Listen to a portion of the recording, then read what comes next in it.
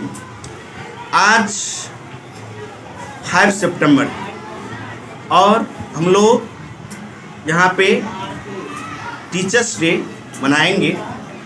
तो सबसे पहले आप लोग बताएंगे कि टीचर्स डे क्यों मनाया जाता है। जैसे हम लोग जो भी पर्व होता है, जैसे छठ का पर्व हुआ, दुर्गा पूजा का पर्व हुआ, ईद हुआ, बकरीद हुआ, इस प्रकार जो हम लोग छठ बनाते हैं, सेम उसी टाइप में हम लोग इसे कह सकते हैं एक शिक्षक पर्व कह सकते हैं।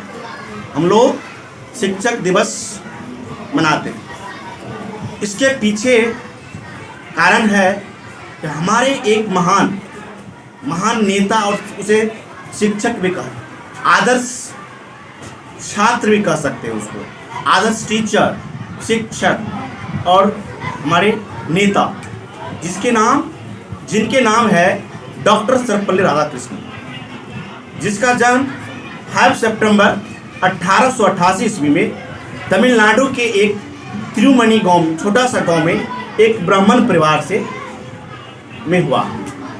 और इन्होंने अपने देश के लिए बहुत अच्छा कार्य किया।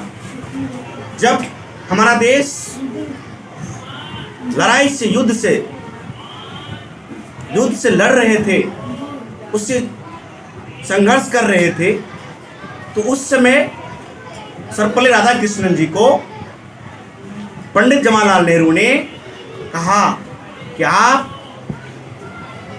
उस सब सभी मिल करके बोला कि आप एक अच्छे इंसान हैं, एक अच्छे नेता है, तो आप उपराष्ट्रपति का नेतृत्व कीजिए। लेकिन जब 1962 में हमारे देश भारत और चीन के बीच युद्ध हो रहा था, उस समय इनको राष्ट्रपति बनाया गया था। तो सर्वपल्ली राधाकृष्णन भारत के सेकेंड राष्ट्रपति थे और इनके कार्यकाल में बहुत ही संघर्षमय रहा। उसका कारण ये था कि भारत और चीन के बीच युद्ध का सामना करना पड़ा, और उस समय हमारे जो राष्ट्रपति थे ये सर्वपल्ली राधाकृष्णन। उससे पहले जब 1947 में हमारा देश आज़ाद हुआ, उस समय सर्वपल्ली राधाकृष्णन को रूस में राजदूत के रूप में इसको भेजा गया, क्योंकि बहुत अच्छे टीचर थे, पढ़े लिखे थे, दर्शन शास्त्र के ज्ञाता थे। तो उनको 1947 ईस्वी में 48 ईस्वी में राजदूत के रूप में पहले भेजा, और उन्होंने देखा अपने देश के लिए, भारत के लिए राजदूत का काम किया, बहुत अच्छा कार्य किया।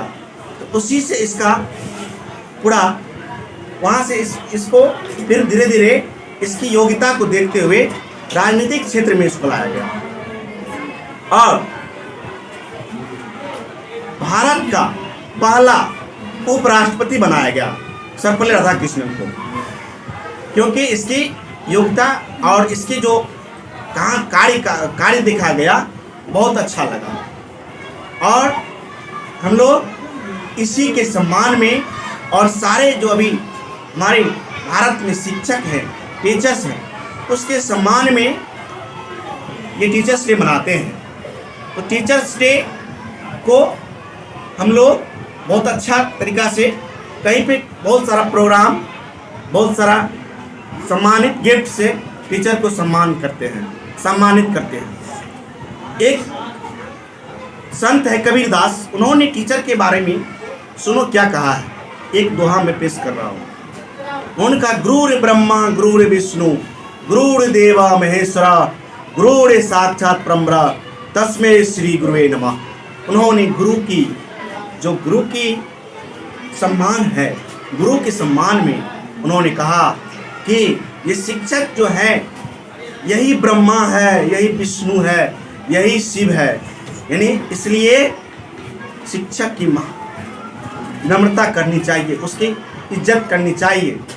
और उन्होंने कहा, एक बहुत अच्छे विद्वान ने कहा, अगर आपको देश को बढ़ाना है तो आप उससे पहले शिक्षक को सम्मान कीजिए, क्योंकि शिक्षक ही देश को, बच्चे को पढ़ाते हैं, उसी से सारे बच्चे डॉक्टर, इंजीनियर जो भी बनते हैं। तो उसमें सबके पीछे एक कारण होता है उसके पीछे शिक्षक का हाथ होता है। अगर आप पढ़ेंगे नहीं तो आप कैसे आप डीएम बन सकते हैं, आप प्रधानमंत्री कैसे बन सकते हैं? आपको कुछ तो गुण होना चाहिए। तो सब में शिक्षक का सम्मान है, शिक्षक का योगदान है। इसलिए शिक्षक को कभी बेइज्जत ना करें, शिक्षक की बात माने। और आप लोग एक नियम अपने आप में नियम बनाओ और उस नियम को फॉलो करो तो आपको पूरा सक्सेस मिलेगा। कोई भी काम करना, जैसे हम लोग सुबह में उठते हैं, सवेरे जगते हैं, जो मेरा काम है नित्य क्रिया करते हैं वो एक नियम से करो, आप कभी कोई दिक्कत नहीं होगा। अगर आप कोई चीज़ 1 घंटा आप ये नियम बना लो, हमको 1 घंटा जीके पढ़ना है तो सब दिन चाहे काल ही क्यों ना आ जाए, हमको 1 घंटा पढ़ना है तो पढ़ना है, ये नियम बना लो, तुम बहुत सक्सेस करोगे। और एक विद्वान ने कहा है कि कम पढ़ो ज़्यादा सोचो, कम पढ़ो ज़्यादा सोचो, कम बोलो ज़्यादा सुनो। यही एक विद्वान बनने की ये वचन है। यानी कि आप इस नियम को फॉलो करके आप अच्छे आदर्श स्टूडेंट बन सकते हैं। तो मैं कहने का तो मैं बहुत कुछ कह सकता हूँ, लेकिन हमारे पास उतना टाइम नहीं है। तो मैं बस यही कहना चाहूँगा कि आप लोग जो भी गुरु कहेंगे, गुरु की बात माने, गुरु को सम्मान करें और गुरु जो कहें उसके नियम को फॉलो करें। उससे पहले मैं लास्ट में एक और दोहा कहना चाहूँगा, जो कि कबीरदास ने कहा है कि गुरु गोविंद दो खरे काको लागू पाँव, बलिहारी गुरु आपने गोविंद दियो मिलाए। कह रहे हैं कि एक प्रश्न कर रहा है एक छात्र, तो बताइए, भगवान से प्रश्न कर रहा है, बताइए आप अगर एक भगवान खड़ा है और एक गुरु खड़ा है, बताइए सबसे पहले हम किनको प्रणाम करेंगे? तो इसका बहुत अच्छा जवाब है कि कहा कि अगर आपको भगवान से आपको कौन मिलाया, मिलाने का मार्ग कौन दिखाया? एक गुरु ने दिखाया। तो इसलिए एक गुरु की गुरु को सम्मान करना चाहिए। सर्वप्रथम गुरु की निम्रता होना चाहिए। बस इतना ही कह के मैं अपनी वाणी को विराम देता हूँ। जय हिंद, जय भारत।